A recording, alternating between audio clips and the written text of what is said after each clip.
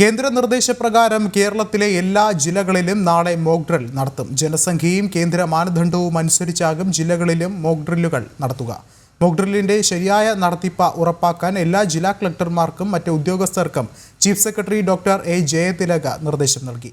പൊതുജനങ്ങൾക്കും എല്ലാ സ്ഥാപനങ്ങൾക്കും സംഘടനകൾക്കും മോക്ക് ഡ്രില്ലുമായി സഹകരിക്കണമെന്നും ജാഗ്രത പാലിക്കണമെന്നും ആശങ്കപ്പെടേണ്ട സാഹചര്യമില്ലെന്നും ചീഫ് സെക്രട്ടറി അറിയിച്ചു. എറണാകുളത്തും തിരുവനന്തപുരത്തും മാത്രമല്ല സംസ്ഥാനത്തെ മറ്റു ജില്ലകളിലും നാളെ മോക്ക് ഡ്രില്ലുകൾ നടത്തും. പഹൽഗാം ഭീകരാക്രമണത്തിന്റെ പശ്ചാത്തലത്തിൽ പാകിസ്ഥാനുമായുള്ള സംഘർഷ സാധ്യത കണക്കിലെടുത്താണ് നാളെ സംസ്ഥാനത്തെ 14 ജില്ലകളിലും മോക്ക് ഡ്രിൽ നടത്താനുള്ള തീരുമാനം. വൈകിട്ട് 4 മണിക്കാണ് മോക്ക് ഡ്രില്ലുകൾ ആരംഭിക്കുക. വ്യോമാക്രമണം ഉണ്ടായാൽ എന്തൊക്കെ മുൻകരുതലുകൾ പാലിക്കണമെന്ന കാര്യങ്ങളിലായിരിക്കും പരിശീലനം ഉണ്ടാവുക. കേരളത്തിൽ ആദ്യമായാണ് സിവിൽ ഡിഫൻസ് മോക്ക് ഡ്രില്ല് നടത്തുന്നത്. ജില്ലാ കളക്ടർമാരുടെയും ജില്ലാ ഫയർ ഓഫീസർമാരുടെയും നേതൃത്വത്തിലായിരിക്കും മോക്ക് ഡ്രില്ലുകൾ നടക്കുന്നത്. ഇതുമായി ബന്ധപ്പെട്ട ചീഫ് സെക്രട്ടറി എ ജയതിലകിന്റെ നേതൃത്വത്തിൽ ഇന്ന് ഉന്നതതല യോഗം ചേർന്നിരുന്നു. DGP, ഫയർഫോഴ്സ് മേധാവി അടക്കമുള്ളവരും യോഗത്തിൽ പങ്കെടുത്തു.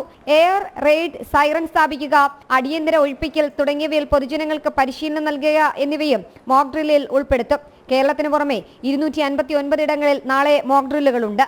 ജനം, തിരുവനന്തപുരം.